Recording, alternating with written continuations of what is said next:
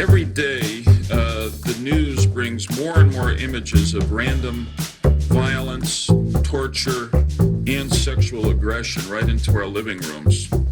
Violence and violent images permeate more and more aspects of our lives. And I think it's time to draw the line. Thanks, Joe. I'm Ronnie Ersenbach, and this is the Band Media Podcast, where we will be talking about the art that crossed that line.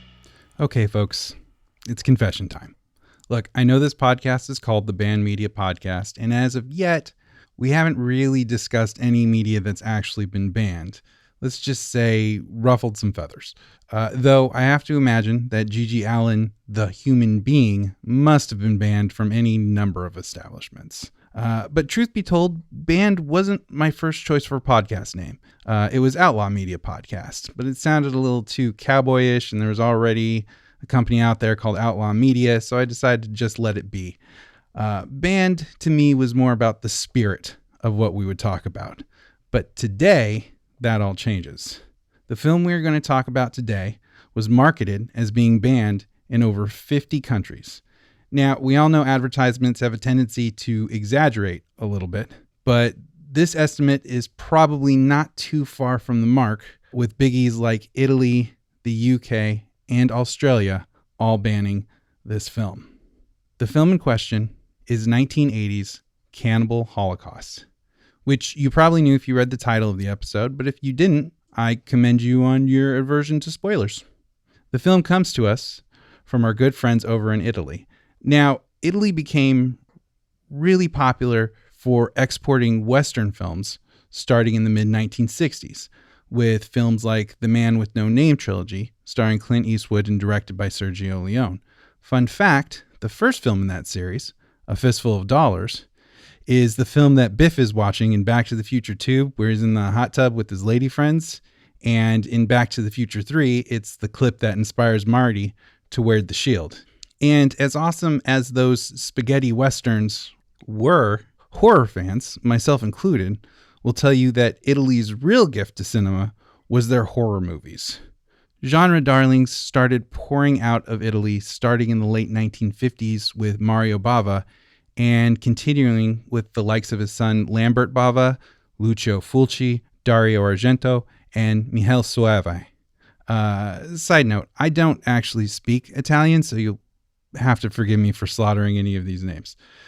Fun fact, Dario Argento was actually credited as part of the writing team for Sergio Leone's classic, Once Upon a Time in the West. So you see there was some crossover. Italy also gave us the director of this film, Ruggero Deodato. He wasn't a newcomer to the scene by any stretch of the imagination. He had started off working in some of Rome's major film studios, even doing some assistant director work. By the 1960s, he had begun to direct his own films, which were mainly comedy, musical, or thrillers, before leaving to do commercials. His retirement was short-lived, however, and he came back in 1976 to direct the film Live Like a Cop, Die Like a Man, which was a super violent cop movie, and in 1977, he followed that up with The Last Cannibal World. Now, just to give you a little bit of the lay of the land, during the 70s and 80s, there was a boom in the cannibal subgenre of horror, particularly coming out of Italy. Most consider the start of the cannibal boom to be Umberto Lenzi's 1972 film, The Man from Deep River. That boom helped the film The Last Cannibal catch the eye of some German producers, who in turn contacted Deodato, hoping he could make a film similar to The Last Cannibal World. The result was Cannibal Holocaust. The film itself really consists of two parts, both of which center around a film crew that went into the Amazon to get footage of two warring tribes, and of course, the footage that they filmed there. The first half of the movie focuses on an anthropologist from New York University named Harold Monroe going out to find the lost crew in their footage, and the second half of the movie is about what they find in that footage. Dr. Monroe is played by none other than the famous adult film actor Robert Kerman, also known by numerous other names, but most popularly Richard Bolla. In case the name doesn't ring a bell to you, he was Mr. Greenfield in Debbie Does Dallas.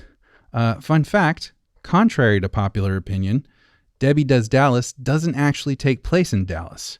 Rather, it is about Debbie being accepted as a Dallas cowgirl and her friends raising money to get bus fare to Dallas.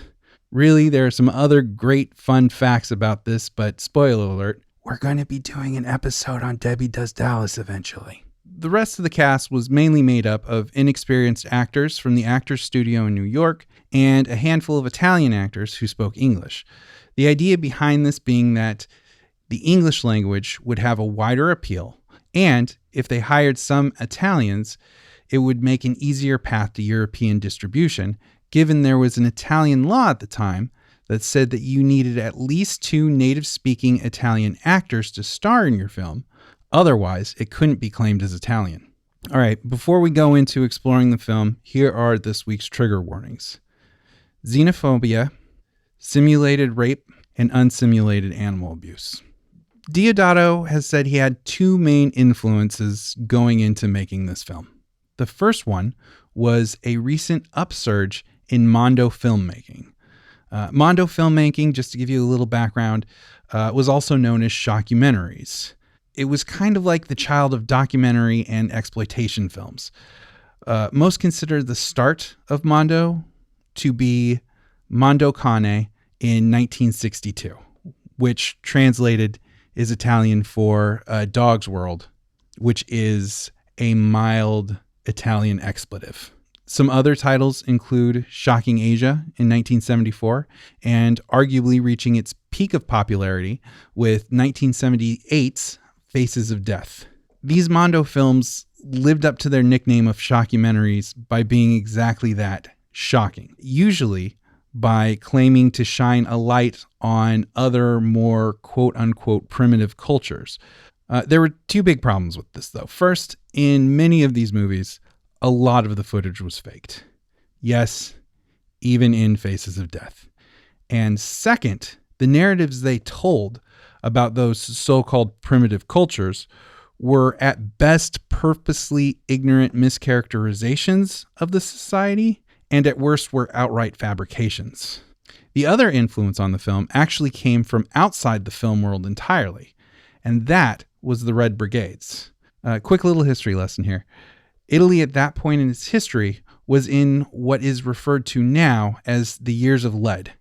Basically, it was a period of social and political turmoil with waves of violence and terrorism coming out of both extremist right and extremist left terrorist groups. The Red Brigades was one of those extremist terrorist organizations, and really what influenced Deodato was the media coverage of them. When he watched the news, he saw what he considered to be some of the same techniques and sensationalism that he had seen in the Mondo films, leading him to wonder just how real the news was.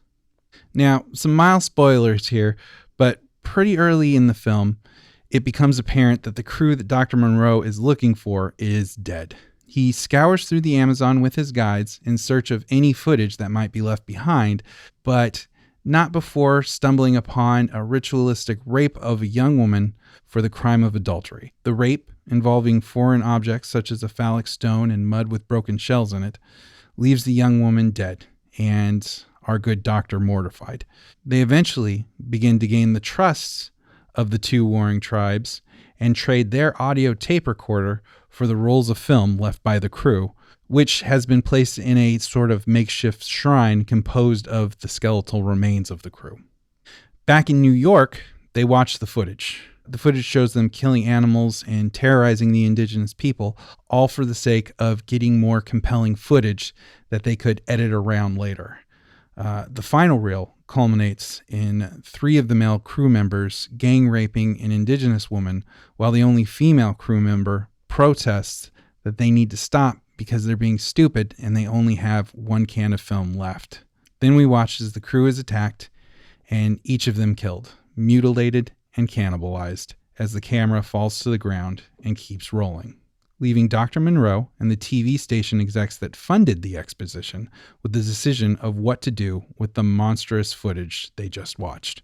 It should be noted that this is by no means a comprehensive look at everything that happens in Cannibal Holocaust, but I wanted to give you a gist of what we're working with here.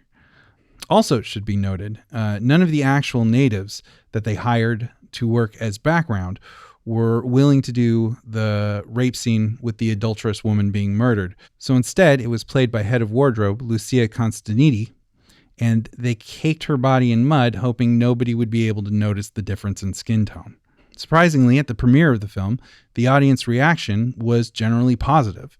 Sergio Leone, the famous spaghetti western director, even wrote a letter to Deodato that said, "Dear Ruggiero, what a movie. The second part is a masterpiece of cinematic realism. But everything seems so real that I think you will get in trouble around the world." I don't think that Sergio Leone knew just how right he was.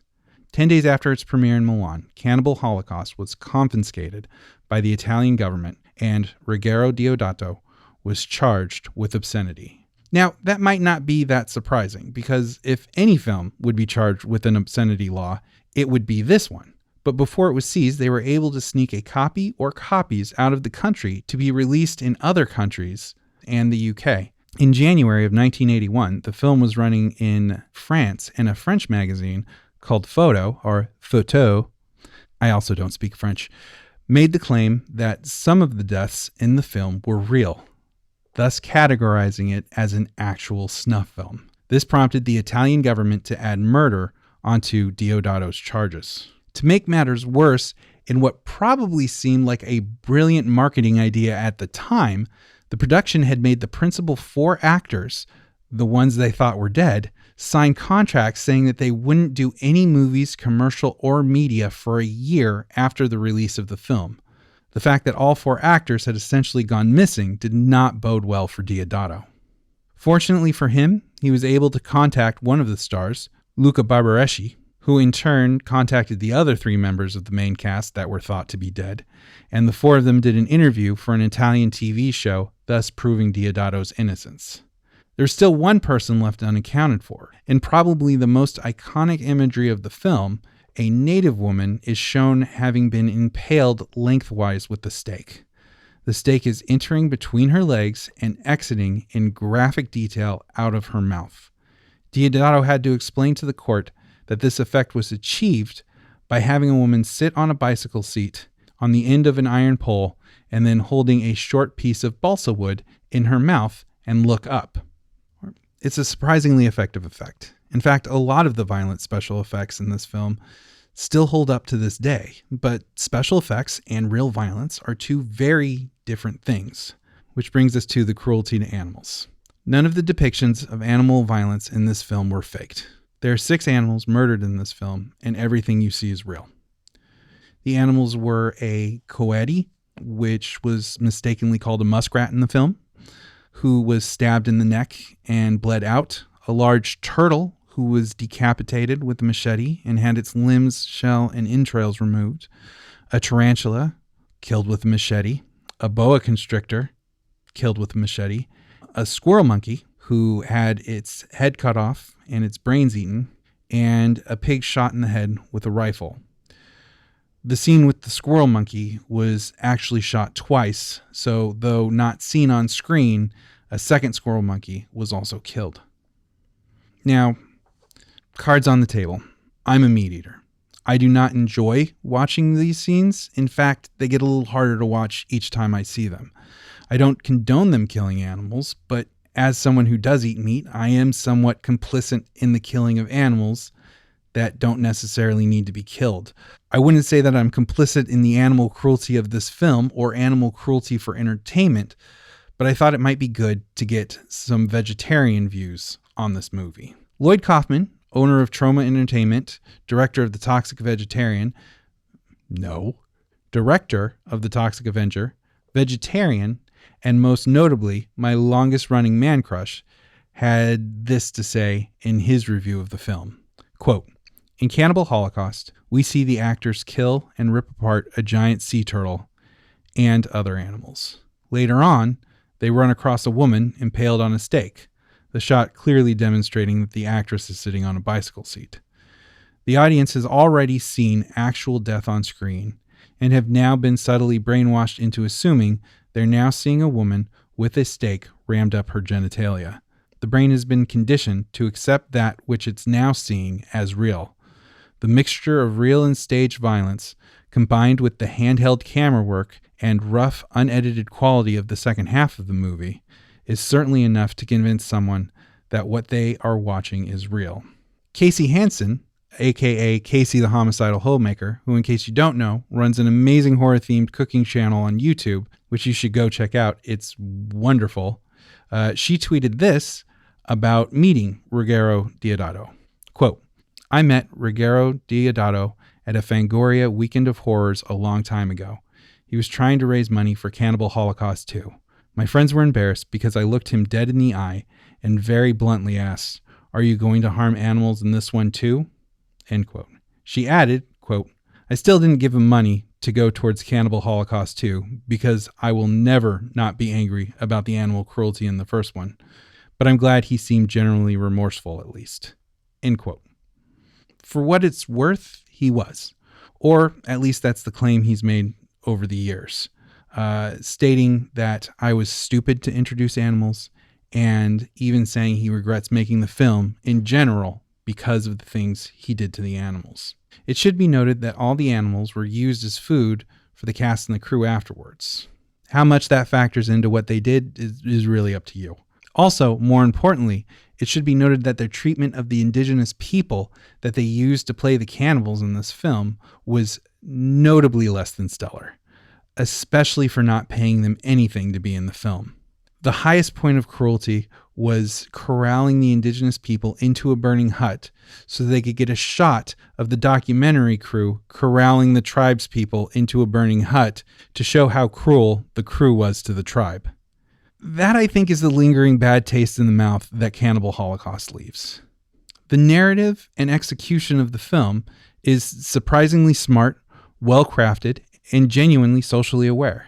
Sure, the trope of who are the real savages may be a bit overused, but the film does a decent job of exploring it and the ideas of truth in media. Certainly better than anything else coming out of the cannibal genre. The problem doesn't come by and large in the narrative, but with the production. In making the film, they became everything that the film was taking a stance against. It's like the old how many trees did they have to cut down to make Fern Gully argument. And believe me, I'm as surprised as you that I'm making a reference to Fern Gully on this podcast, but there you go. Essentially, Deodato became the antagonist of his own film. There's another criticism of the film that you see poking around. Robert Fershing said it most bluntly when he said, quote, "The fact that the film's sole spokesperson for the anti-exploitation perspective is played by porn star Robert Kerman should give an indication of where its sympathies lie," end quote. And he's far from the only one to bring this up. But for the record, adult film actors and other people in the sex worker industry are just that, workers. It's a job description and not a moral description. Look, there are plenty of things that should make you queasy about watching Cannibal Holocaust. But the fact that one of its stars has also done adult films just shouldn't be one of them. If we let The Rock move from being a pro wrestler to an action star to a comedic actor, I don't see why Robert Kerman shouldn't be allowed the same opportunity. Fun fact, Robert Kerman at the time was actually trying to establish himself in mainstream films. Unfortunately, after Cannibal Holocaust, those roles dried up. For what it's worth, I thought he did a mighty fine job as Dr. Monroe. For better or worse, the film has left a lasting impression. The merits, morality, controversy, censorship, and interpretations are still being argued today, both in the horror community and the cinematic world more broadly. It was not only the pinnacle of the cannibal subgenre, but also the godfather of found footage films. Many people have made the claim that this paved the way for things like Blair Witch Project.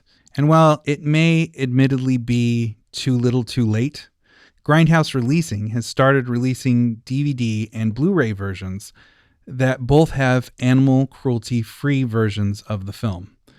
Confession time again. I've seen this thing uncut a few times now, and going forward, I think the animal cruelty-free version will be the one I watch. And I am more than happy not to hear that pig squeal like that ever again. Final fun fact. In Japan, this film grossed $21 million, becoming the second highest grossing film of that time after E.T. the Extraterrestrial. And final fun fact, I'll miss you guys. Thanks for tuning in, and I'll catch you next time. Oh, there goes that music again. Follow us on Instagram and Facebook at Band Media Podcast. Email us at bandmediapodcast@gmail.com. You can follow me on Twitter at Ronnie Ursenbach. And please like, comment, subscribe. And if you donate blood, come join our Band Media Podcast team on the Red Cross app. And if you don't donate blood, then think about starting and then do the thing I just said. Well, that's enough of my rambling for now, but keep being wonderful, dear listeners. Adios.